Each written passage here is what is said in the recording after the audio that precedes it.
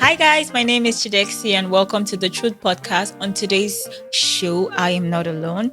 I'm here with a baby girl, a Gen Z. Okay, let me allow her introduce herself. Hello. Hi guys, my name is Grace. I go by Grace Love on Instagram. And yeah.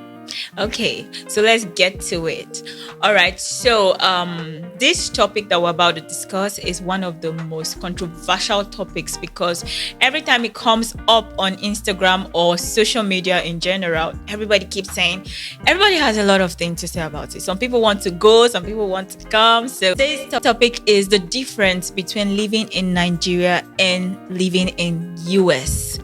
Of course, a lot. My guest today, she's lived in both countries. You grew up in Nigeria, or okay, you know what? Let me allow you to do the talking. At what age did you leave, and how and why? I moved to the US when I was 15. And how? My mother. Why? My mother. My mom literally said, I'm carrying my properties. We are jackpotting together. So she carried me and my brother and we moved. So yeah. So I think that's like an easy one for you. Yeah, it's quite easy because a lot of people don't have it easy. Yeah. Like I have friends over there that ask me like, oh, how did you do it? I'm struggling with mine. And I'm like, I don't know. I wish I had an answer like to give. So you mean you went for your interview and you got your visa just once? Yeah, because when I went for my interview, so let me give you guys a little story. So my mom called and she's like, oh, you're going to, because when she moved, I lived in Ibadan, IBCT babe. Okay. But I grew up in Ibadan, and so when my mom moved to the US, because she moved before I did, so my mom went and then I moved to Lagos to stay in my auntie's house. So I was in high school, literally SS2 or SS1, and then she calls me, she's like, oh, you're going to Ibadan, and I'm like, why? Oh, fucking A, for what? And she's like, oh, you need to go do your passport, so you're going to follow your uncle and you're going to do your passport. Final. I said, final, period. Thank you. Next thing, the next week or the next 2 weeks, you're not going to school today. Why? You have interview at the embassy. I'm like, all right, cool. So she gave me like all the documents because I was young. So at that moment, they were also trying to prevent child trafficking. Yeah. So when I went to the embassy, like my uncle went with me and I was talking to this white guy, only me, like my uncle was on the side. And then they're like, oh, do you know where you're going to go see? Like, do you have proof of pictures? So I had pictures of me and my mom and like my brother and families and everything. They're like, are you sure? I hope did not do anything. I'm like, yes, that's my mom. And my brother is there too. I'm the only one here. I need to go and meet them. Yes. So like, are you in school? Let me see your transcripts, like your grades, everything. So I just presented everything. They just stamped my thing. But wait, at secondary school, do they give transcripts? I had to get my transcripts from my old school. Oh, so you just continue from that level? They just wanted to see if I was in school because we said I was a student and I was going to continue my education there in America. So they wanted to verify that. So I had to go get my transcript from my school in Ibadan. So they gave me all of that. And then my school in Lagos also, I collected the transcript. So I presented everything to them. And they're like, all right. For the first question, have you ever experienced racism? Because going to US, you went when you were so young. 15 is young to leave Nigeria. Like you can't even make your own decision. Yeah. So but then before I get to the question, let me dive into another question. When your mom said you were coming to the US, knowing that you've never been there and you had friends here, you already have a life here, were you excited? Were you resentful? What was the emotion? Honestly, I did not want to go because even with my brother too, we already made it clear like, oh, we just want to come to the US for vacation. Like, third time holiday. Yeah. Let's go to America, come back. Because when my mom left, we had our freedom. Like when my mom was in Nigeria, it was more of you from home to school, from school to church, from church back home. So our life was more of like a triangle. Yeah. So it's like, we didn't really have I would say I was like a butty babe. Like I didn't know anything. So, but when I moved to Lagos, I mean, yeah, my auntie was strict on her husband, but I still had my little freedom because I could do whatever I want to do. Nobody would tell me, oh, bring your mom to school. Nobody would do that. So at that moment in my life, and again, the school I went to in Lagos, it was more fun for me than the wear your ID card, wear your this, wear your that, compared to the school I went to in Ibadan. So it was more of, I don't want to go back to the triangle lifestyle. Yeah. Like, I just want to be free. Like, my auntie would let me go to market, do all this thing by myself. So it also helped me growing up. So when she said, oh, my brother said, no, we're just going to come for summer break and be coming back to Nigeria. She was like, no, I want to be seeing the only thing I have in my life. With my two naked eyes. I want to be seeing them. So I was like, and it's so funny because I tried to miss my flight. Really? Oh, yeah. Intentionally? Yeah. I literally tried to miss my flight because my flight was at 1:30 p.m. On the norms with my family, when you have flights, you leave since Very early, yeah. 10 or 9 o'clock. So I delayed everybody. Like, I didn't shower. My auntie just even gave birth to her baby girl. So I was also playing with the baby. I said, no, I don't want to go. I want to play with her a little bit more. My grandma was like also calm. So I was like, okay, God is working in my favor. Like, you feel me? So I didn't want to go. And we left the house around 11:30. That's even too late. That's too late. We lived all the way in Etiosa, like Dessa. That's where my auntie used to stay, in Dessa on Osa. So compare that to the traffic. But when my mom was in Nigeria, she was a professor. So she was a professor in OAU, all these other schools.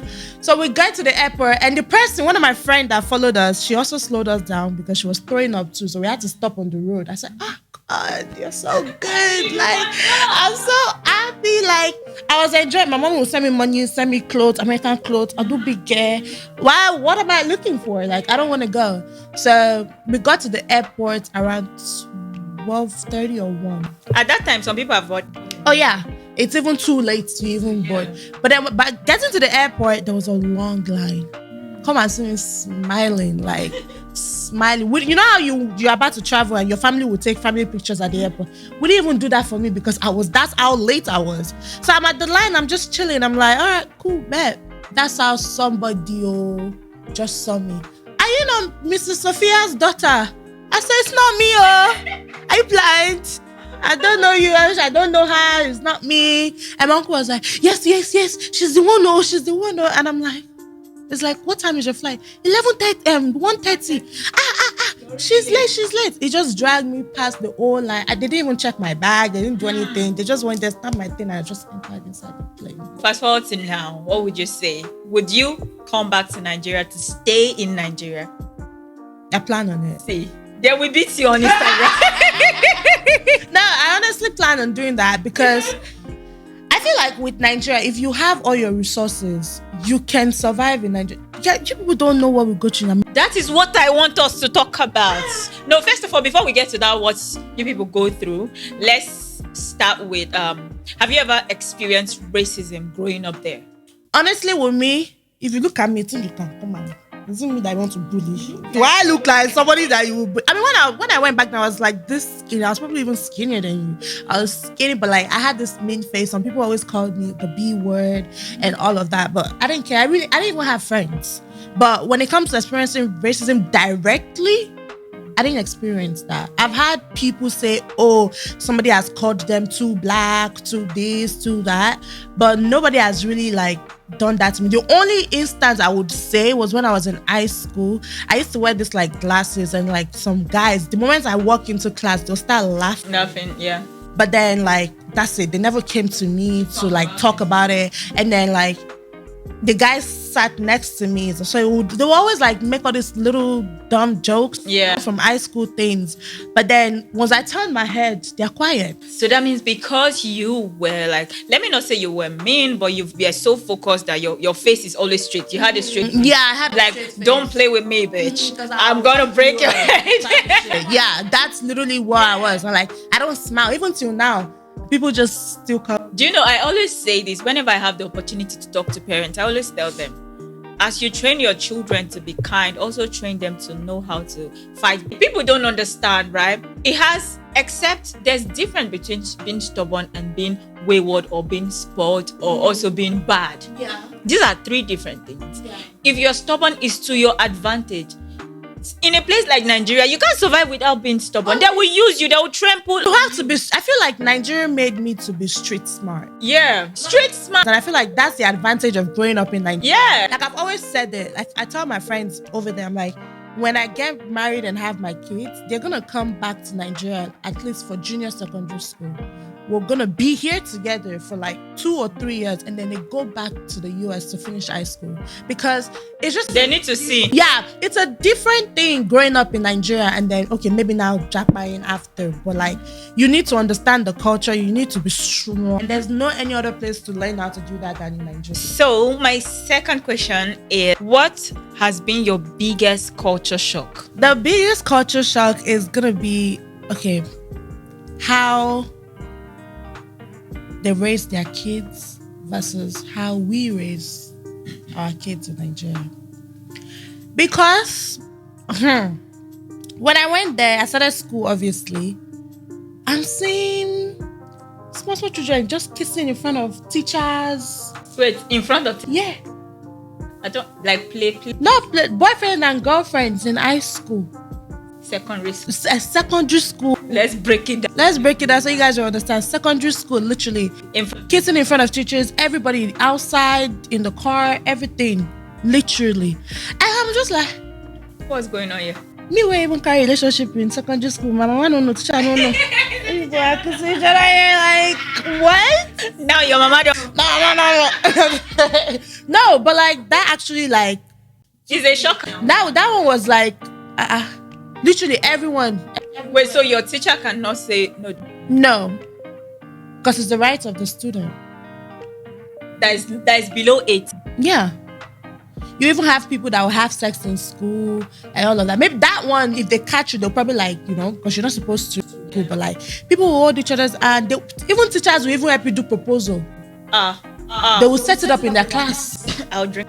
No, I'm actually being serious. So those ones, they really shocked me. And like, you see kids talking to their parents anyhow. You see bunch of 16 years old pregnant in school, just carrying their pregnancy in high school. Wait. They will let you carry pregnancy in secondary school. Yeah, if you want to come with your baby, you can come with your baby. Like, even with the pregnancy. I saw a lot. And I was just there like, No, they are around. People won't jackpot. no, that one shocked me. That one really shocked me. Like, it's a norm. It's okay. There. Yeah. It's a norm. Like, literally a norm. Wow. Yeah, that one was the biggest shock for me. Because I was I'm just hearing it and I cannot put my words together because I don't understand. First of all, no Nigeria school. Maybe university. Even the university, there's this small stigma if you're not you're carrying pregnancy up and down. Do you understand? you see 16 years old, I already had 2 kids. Yeah. They're the one that produce contraceptive, but they don't use it.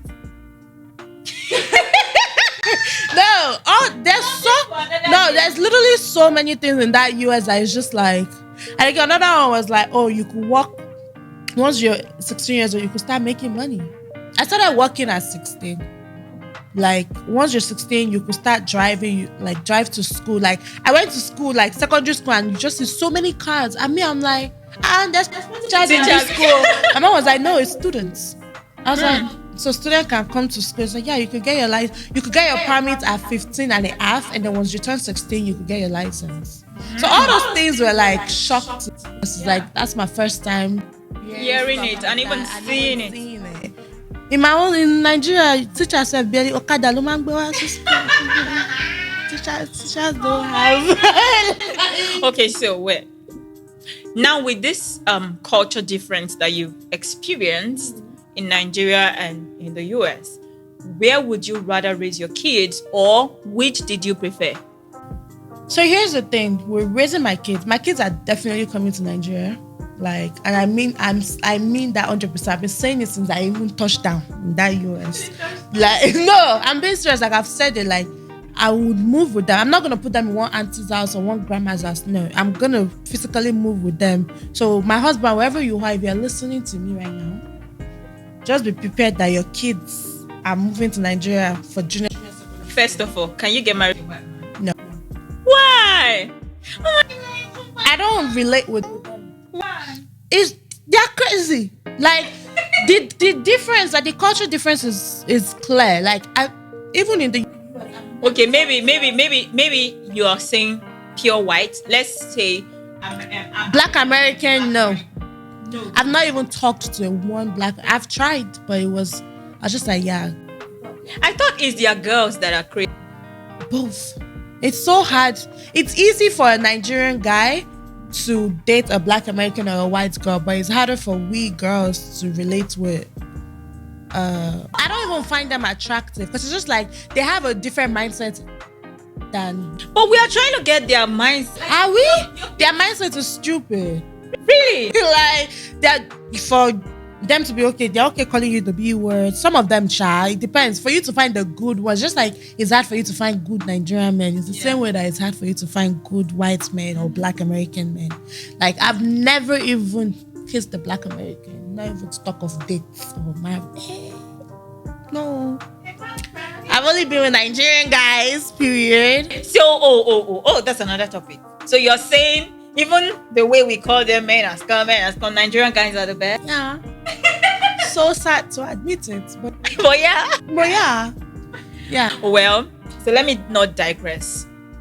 So you said you would literally prefer to come back to Nigeria and raise your Raise them so they understand their culture, they're street smart, they know, like, some certain things that those people lack over there. because I wonder why somebody would just wake up in the morning and tell their mom I'm a gay. Yeah. They will do deliverance for you. Mountain of fire straight. You go sleep there till the gay come up for your body. Prayer. Yeah, and it's a norm too. Even there, you see girls and girls just together kissing each other outside. I'm just like, This thing is a big deal. No wonder you see, some people be like, oh, my kids are abroad, and then their kids come back and they can't recognize who they sent to go and school abroad. it's easy for you to get distracted in the US. Yes. It's so easy. Like it takes a very disciplined Child. person not to divert away from what they've been raised from. Like it takes a lot. Even with your parents under their nose, you can still. Trust me. Like you really cannot. Okay, so there is this misconception. Would I say that word? Or some internet people from Nigeria that has been saying, well, anytime anybody just complains that, oh, the weather there is so cold, or they've been working their ass out and that they really miss Nigeria, or also there's no man in abroad that they want to come back, some men will be complaining, no girl in abroad. So, and then some people be like, oh, you people are so, like, you're not focused, you don't know why you're there. In fact, let's change position. Let's change. If you're complaining, I don't want to hear any complaint. Oh, bring your passport, bring your visa. I want to be there. Come back to Nigeria. What would you say about that? What is your own experience? What has it been for you over there? Honestly, for people that say that, you know how they say experience is the best teacher. You can't experience it. You will appreciate the fact. Let's start from the bills that you have to pay. Let's start from me working when I was 16 years old. I'm a full-time student, by the way, and I still work just because I need to have bills to pay. You pay your school. You pay. I mean, so here's the thing.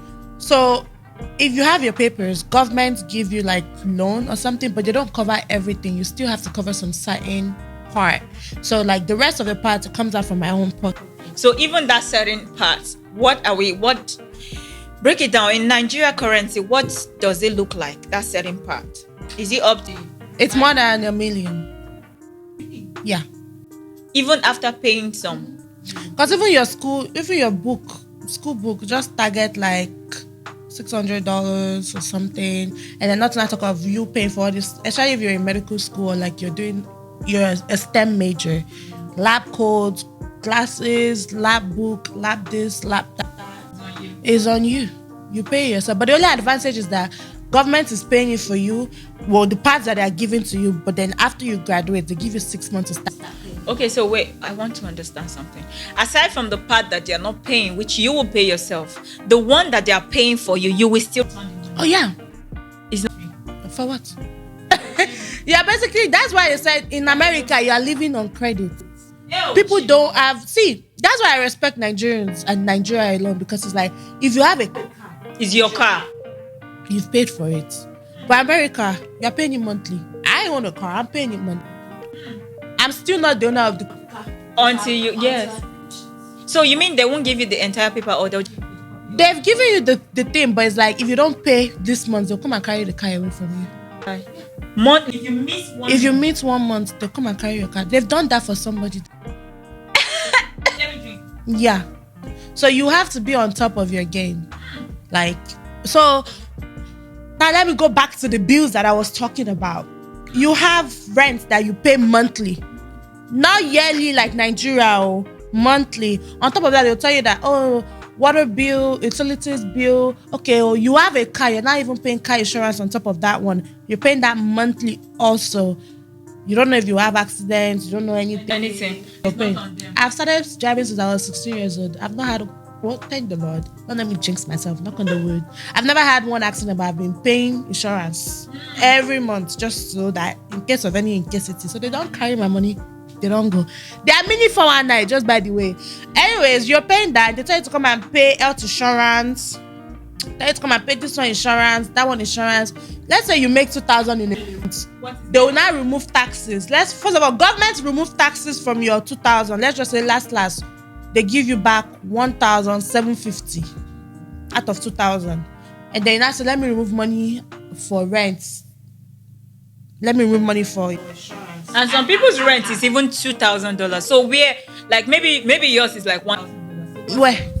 Okay, let's say, okay, just is $1,000. Let's say, okay, one paycheck, because they pay you every 2 weeks, depending on what job that you do. So let's say you get paid 2 times or 3 times in a month. So you cut it down small. So in one paycheck like this, now, okay, let me use myself for an example. Let's say with my car notes that I have, when I get paid today, let's say I get paid today, I'll remove like 300 for this paycheck just for car. And then when they bring the other one that they get paid in the next 2 weeks, I'll remove another 200 so it will not cover up for the one I have to pay when it's due.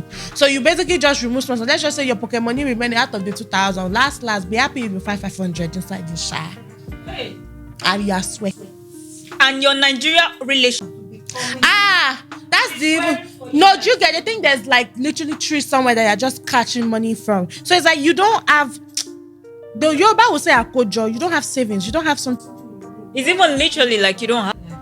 It's like you're living for the God. That's what my mom always says. She's like, I don't want to continue working to live for the government. Because it's like, and they know how to put you in debt, because they say, oh, this credit card, that credit card, come and use this credit card, come and take it. They want to, what? Well, let me even ask you a question. Maybe you are owing these people like a huge sum of money. Can you jackpot from there? Can you run?